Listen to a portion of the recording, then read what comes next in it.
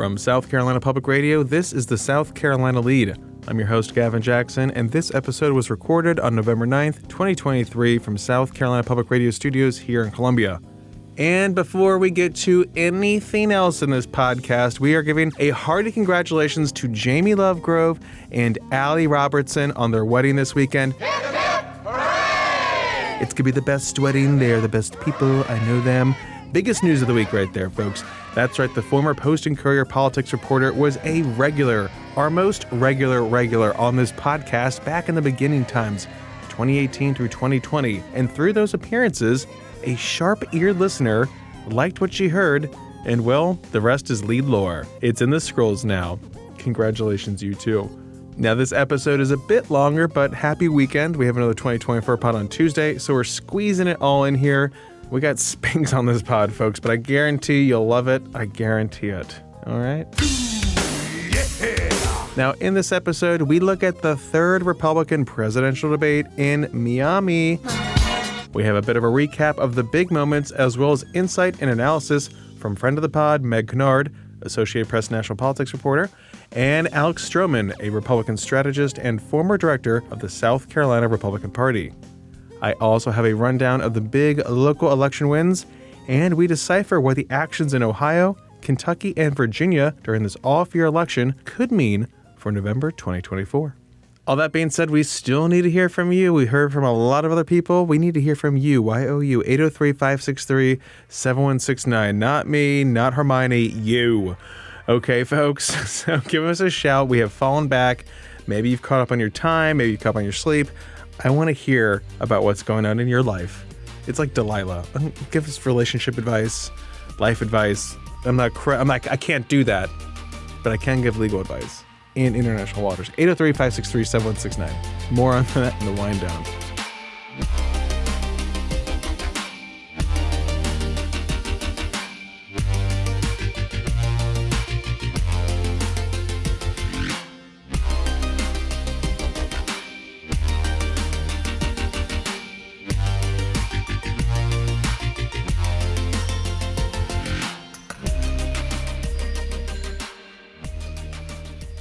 The heat was on during the Republican presidential debate in Miami. Knives were out between Florida Governor Ron DeSantis and former Governor Nikki Haley as they continue to battle for the distant second spot behind frontrunner former President Donald Trump, who once again skipped the debate. Biotech entrepreneur Vivek Ramaswamy, who promised to be unhinged during the debate, made good on his word, though it likely didn't work in his favor. Senator Tim Scott held his own and got the most speaking time in, though not many may remember what he said, but rather who he was with after the debate, his girlfriend, Mindy. And former New Jersey Governor Chris Christie how you doing? remained the most poignant critic of Trump, while at times sounding the most pragmatic. Now, before we get to some analysis, let's walk through some of the big moments. The first hour of this debate was focused on foreign policy. Besides the opening question about what makes you different than former President Donald Trump, who once again opted for counter-programming rather than being on the stage. Obviously, the war with Israel and Hamas was a huge focus, and I want to play for you some of the responses of DeSantis, Haley, Ramaswamy, and Scott on how they would advise Israeli Prime Minister Benjamin Netanyahu. I would be telling Bibi, finish the job once and for all with these butchers, Hamas. They're terrorists. They're massacring innocent people. They would wipe every Jew off the globe if they could. He cannot live with that threat right by his country. That Hamas should release every hostage and they should unconditionally surrender. I'm sick of hearing the media. I'm sick of hearing other people blame Israel just for defending itself. We will stand with Israel in word and in deed, in public and in private. And I can tell you, as governor, I actually did something about it. Biden's neglect has been atrocious. We had Floridians that were over there after the attack. He left them stranded. They couldn't get flights out. So I scrambled resources in Florida. I sent planes over to Israel, and I brought back over 700 people to safety. There could have been more hostages. The first thing I said to him when it happened was I said, finish them. Finish them. And the reason is I worked on this every day when I was at the United Nations. And we have to remember that they have to, one, eliminate Hamas, 2, support Israel with whatever they need, whenever they need it. And 3, make sure we bring our hostages home. We need to be very clear-eyed to know there would be no Hamas without Iran. There would be no Hezbollah without Iran. There would not be the Houthis without Iran. And there wouldn't be the Iranian militias in Syria and Iraq that are trying to hit our military men and women if it hadn't been for Iran. And who is funding Iran right now? China is buying oil from Iran. Russia is getting drones and missiles from Iran. And there is an unholy alliance. I would tell President Biden with great clarity, if you want to stop the 40-plus attacks on military personnel in the Middle East, you have to strike in Iran.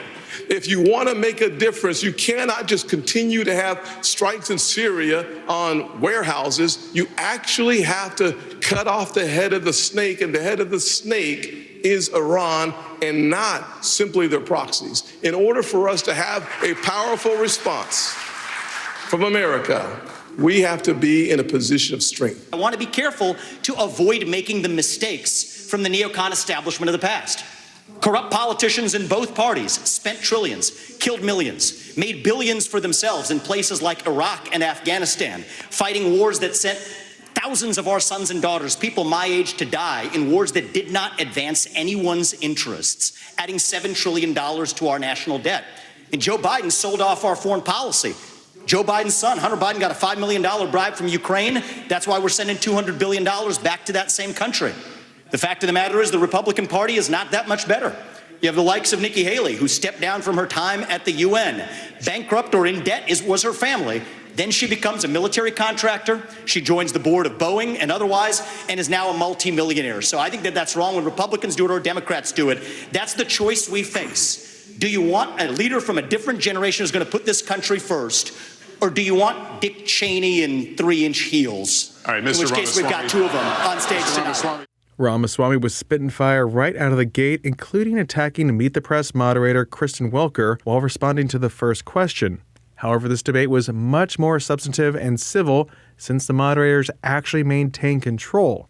But here was Haley's response back to Vivek. Yes, I'd first like to say they're 5-inch heels, and I don't wear them unless you can run in them. We got 2 of you on stage. The second thing that I will say is I wear heels. They're not for a fashion statement. They're for ammunition. The two got into it again over Ukraine funding as well, with Vivek all but saying he'd let Ukraine fall to Putin. It has celebrated a Nazi in its ranks, the comedian in cargo pants, a man called Zelensky, doing it in their own ranks. That is not democratic. More facts for you that you won't hear from the mainstream in either party or the mainstream media. The regions of Ukraine that are occupied by Russia right now in the Donbass, Luhansk, Donetsk, these are Russian-speaking regions that have not even been part of Ukraine since 2014, that other people probably couldn't name those provinces for you. Those are the hard facts. And so to frame this as some kind of battle between good versus evil, don't buy it. And I'd like the likes of the sharpest of the war hawks on Ukraine, Nikki Haley, to have some accountability and answer. Do you want to use U.S. taxpayer money to fund the banning of Christians? That is actually what's happening. I am telling you, Putin and President Xi are salivating at the thought that someone like that could become president. They would love to see The fact of the matter is she doesn't answer So this the is what I will tell you. We're driving Russia into China's hands Ramaswamy, because of you these had foolish your time policies. to talk. The ambassador has the floor. Thank Ambassador, you. The please. first thing I'll tell you is we all remember what that thug did when he invaded Ukraine. We all know that 500,000 people have died because of Putin. And here is a freedom-loving, pro-American country that is fighting for its survival and its democracy. No, I don't think we should give them cash. I think we should give them the equipment and the ammunition to win. And I'll tell you, if Biden had done it when they first asked for it, this war would be over. When you look at Ukraine, don't think for a second, now everybody wants to move away from Ukraine. They'll want to move away from Israel a year from now. America can never be so arrogant to think we don't need friends. After 9/11, we needed a lot of friends. Now is the time to get partnerships. This unholy alliance between Russia, Ukraine, and China is real. Now, Haley misspoke there, but listen to Christie, who comes in and remedies that while giving support to Haley. One of the few moments between the two that I was kind of picking up on makes you wonder what the future is for that duo. Here's Christie. Kirsten, let's remember the last time that we turned our back on a shooting war in Europe. It bought us just a couple of years. And then 500,000 Americans were killed in Europe to defeat Hitler. This is not a choice. This is the price we pay for being the leaders of the free world.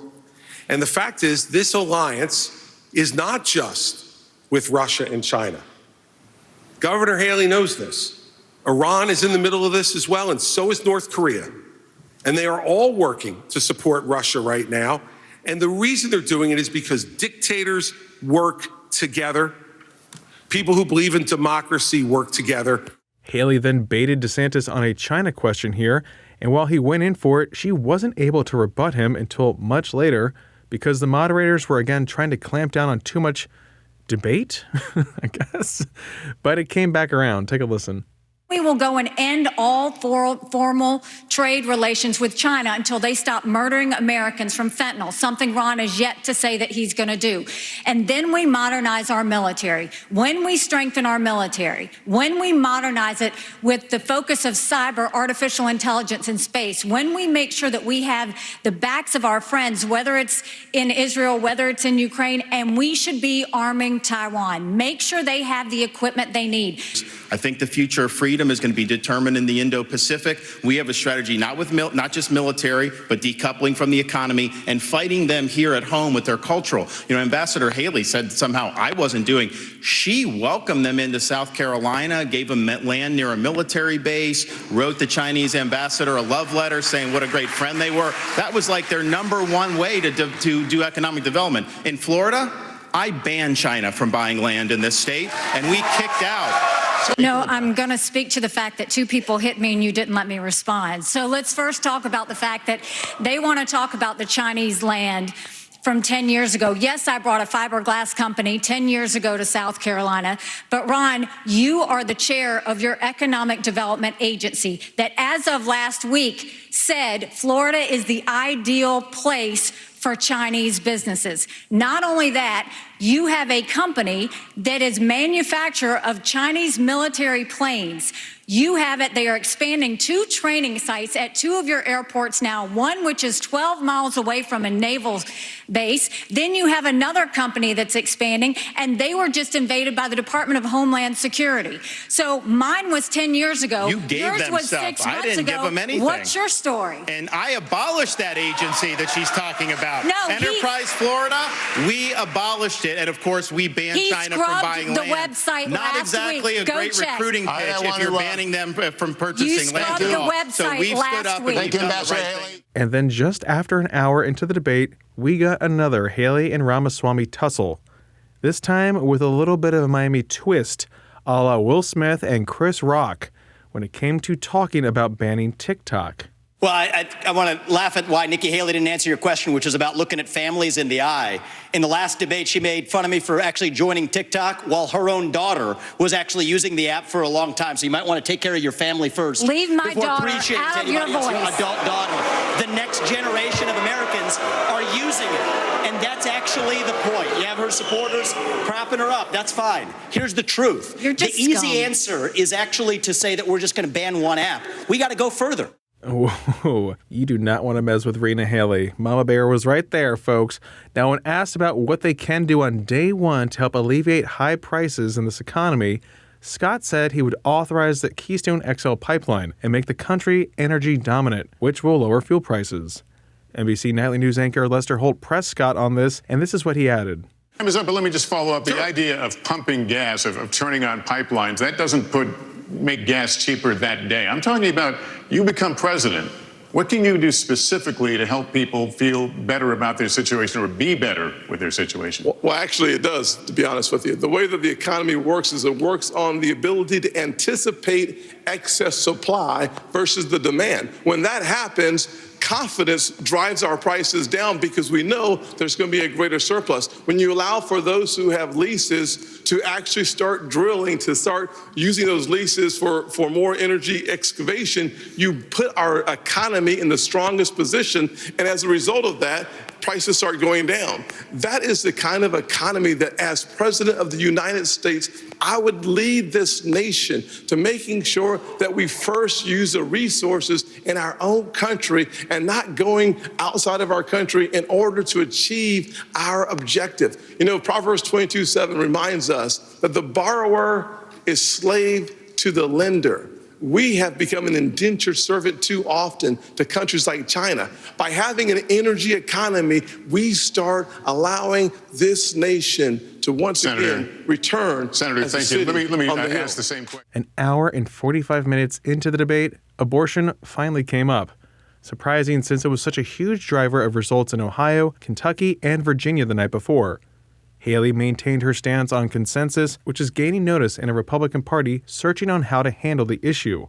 And Senator Scott took up the push for a 15-week ban, something former Vice President Mike Pence, who recently dropped out, supported.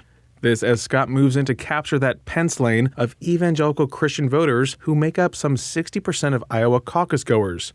Remember, Scott's going all in on Iowa. And we even saw some sparks between Haley and Scott again. Ambassador Haley, your name was invoked. Would you support a 15-week federal limit? I would support anything that would pass because that's what would save more babies and support more moms. But you have to be honest with the American people, and I appreciate that Tim keeps calling me out for this. But Tim, there was a bill last year. Lindsey Graham sponsored it. You didn't even co-sponsor the bill. And then when you first were interviewed on this, when you ran, you wouldn't even say you were for 15 weeks. What I'm saying to the American people is, let's see what we can agree on. Let's bring people together and decide what we can agree on. I will sign anything where we can get 60 Senate votes, but don't make the American people think that you're going to push something on them when we don't even have the votes in the Senate. It's important that we're honest about that. Now, for some insight and analysis on this, I spoke with Meg Kinnard of the Associated Press, friend of the pod, and Alex Strohman, a Republican strategist and former SCGOP executive director, on This Week in South Carolina. That's my other show, which my mother gave me. Yeah, didn't know that. Here's Meg. I think first off, what we saw in this third GOP debate is the fact that the candidates on stage all had more time to talk. You know, that's always one of the breakdowns that we see the day after a debate. Who spoke the most, who spoke the least, who had the fewest questions. But really, with only 5 candidates on stage, there was more of an opportunity for all of them to have more speaking time. I think until it got to the second hour anyway, we also saw a lot more individual answers, kind of more in depth on each of the issues that came up than we've seen in some of the other sort of, you know, off the bat brawly debates that have happened in times past. Second hour, a little different, a lot more spice there on the debate stage. But certainly this time, at least for the first hour, there was more of a, okay, here's the question, here's to me. Whether the candidates gave a direct answer to that question is still kind of up for debate.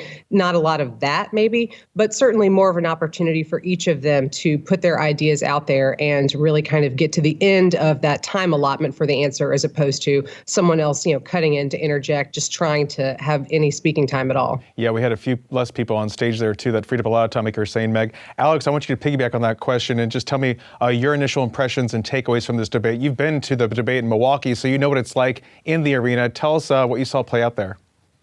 Well, one thing I think that is a lot different in being in person in a debate where they're watching it on television is that on TV it's a lot more boring. But I think that last night's debate was one thing that boring was a good thing because NBC put on an incredible debate. You know, kudos to the moderators, kudos to the set designer. The entire look and feel of this debate was an adult conversation about very serious issues that our country is facing. And as a comms guy, I know that we maybe don't always answer reporters' questions in the way that as direct as they can be, Meg. But as a Republican and as a comms guy who thinks that the important issues and the way that a candidate is careful about the way that they say issues on a national stage, I think all the candidates did pretty well last night. I think you kind of have Nikki Haley and Ron DeSantis are clearly the two favorites. Clearly, we should hear more from both of those candidates on how they want to change the Republican Party, how they want to move forward past Trumpism.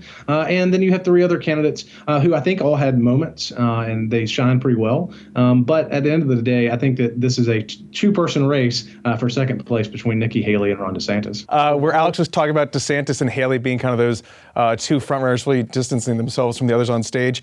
That first hour of the debate was really centered around foreign policy. Former Governor Haley said that the world is on fire. We're talking about the wars in Europe and the Middle East, where we're seeing U.S. soldiers attacked as well. And then, of course, everyone's watching China, too. So it's seemed like this debate really gave her a chance to flex her foreign policy creds.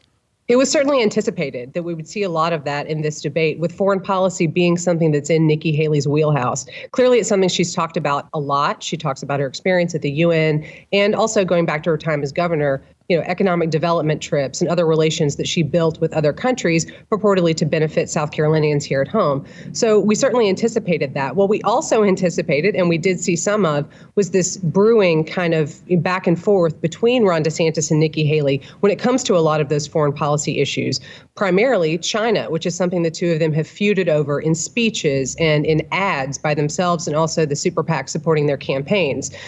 Such and such is more supportive of China, or as Ron DeSantis said of Nikki Haley, welcome China into South Carolina.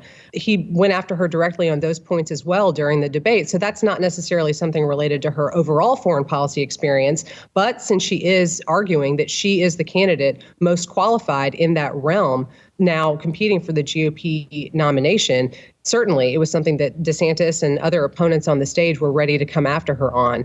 So, voters are obviously still making a lot of decisions and weighing their options. But for the voters that all of us have spoken to, for those who say that foreign policy really is something they want to hear more from these candidates, last night was a good opportunity for Nikki Haley and some others to really showcase that ability to say, look, I've met with these leaders, I've been to these countries, I've worked on these issues that all of you say you really care about. So it was a good chance for her.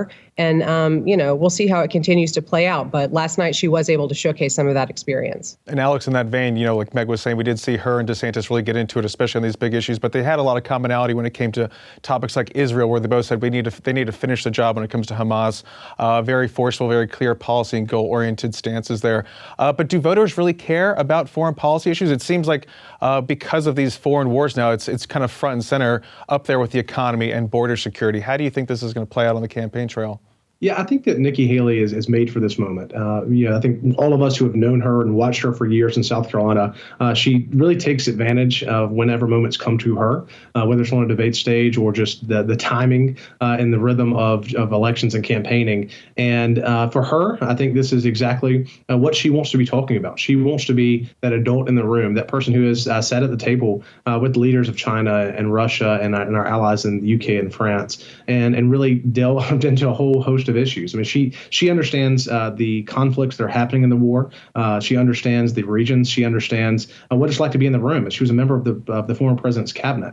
One of the few times a cabinet official, the UN ambassador, has been a cabinet level official in a Republican administration. And so she gets these issues. And I think that for her, she really shined. Last night, she obviously was clear-eyed about the threats that we face as Americans, what our allies face. And look, she's not just towing the party line. The Republican Party is united behind Israel, and I'm happy to see that. But the Republican Party has real challenges when it comes to supporting our ally, Ukraine. And I'm on the side of Nikki Haley. I think we absolutely must support Ukraine. I think she makes a very strong case to Republican voters that being for Ukraine means being against China and being against Russia and being against Iran. And so I think that she's done a very good job at articulating that message, and she's standing up for something that, not all Republicans really support, but it's good to see that on the stage. And I think with the exception of Vivek Ramaswamy, with his comments comparing the president of Ukraine to a Nazi, which was just absolutely embarrassing,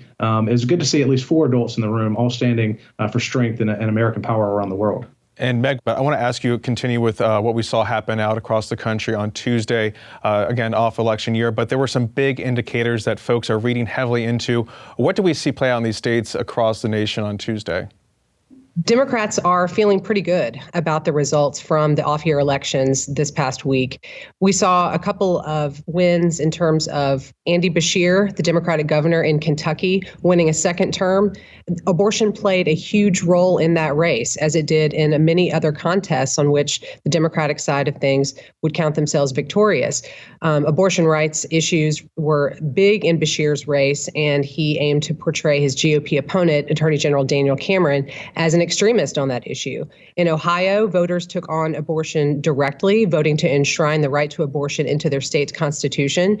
In Pennsylvania, a justice was elected to their state Supreme Court who is avowedly pro-abortion rights and is something that was mentioned in his own campaign. Obviously, they elect judges in a different way in Pennsylvania than we do here in South Carolina.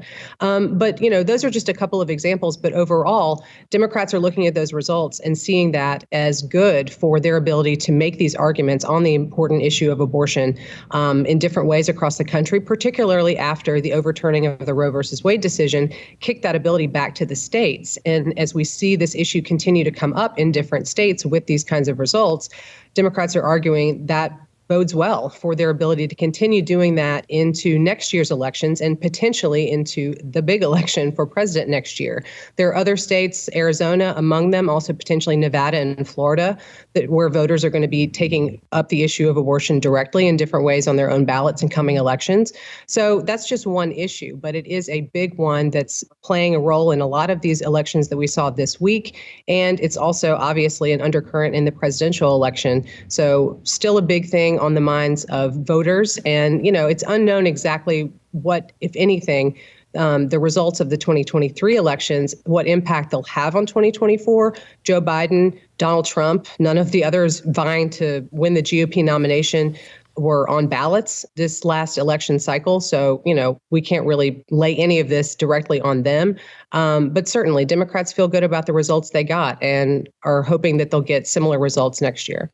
Now, that was a lot of national there. We know it's a big, important race we're 1 year away from, but there were local elections across the state on Tuesday. And remember, we had that big podcast talking about local elections? So let's look at some of the biggest races and the results. Charleston Democratic State Representative Dion Tedder is now Senator-elect Dion Tedder after winning the Senate District 42 special election to replace Senator Marlon Kimpson. Brown liquor. Data. Tedder easily beat Republican Rosa Kay in the heavily Democratic district. In Charleston, Mayor John Tecklenburg heads into a runoff with former state representative William Cogswell. Tecklenburg secured 32% of the vote, with Cogswell at 36%. Since no one made it over 50% plus one, a runoff is scheduled for November 21st, with early voting starting November 15th for all eligible voters. Now, 30% of that vote was split among four other candidates in the race, with Clay Middleton receiving 18%. Tecklenburg has said if he wins this third term, it will be his last. Also in the Low Country, in North Charleston, former police chief Reggie Burgess handedly beat 9 other candidates to become mayor. I guess that's what a race looks like when it's the first open race since 1994. 94, good year. That's when I first got into the biz. That's right. That's when I knew I'd wanted to have a podcast. Let's get back to my podcast here. Now, in the Midlands, we saw Lexington Town Councilwoman Hazel Livingston, who has been on council for some 25 years, be elected mayor, Lexington's first female mayor. And West Columbia Mayor Tim Miles was elected to his second term. Now to the upstate and #YeahThatGreenville, where Mayor Knox White was reelected to his 8th and final term. There were 7 mayoral seats up for election in York County, and out of those, Fort Mill was the largest municipality, and voters there reelected Mayor Gin Savage over challenger Ryan Helms. So congratulations to all the candidates and the voters. This is what democracy looks like.